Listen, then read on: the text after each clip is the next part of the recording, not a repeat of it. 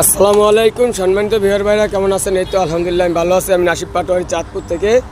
এই যে দেখতেছেন, এই মেশিনটি আমরা দ্বিতীয় দফায় চেষ্টার পরে ইনশাল্লাহ আমরা সাকসেসফুল হয়েছি রিপেয়ার করতে। এই মেশিনটি কেনার পরে 2 বছর পরে ছিল, একটি ব্যাগ মিক্সার করতে পারে নাই।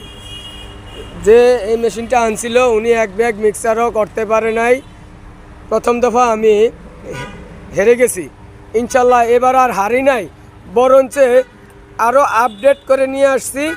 1 HP মোটর দ্বারা আমরা এই মিক্সচার মেশিনটি চালাইতেছি।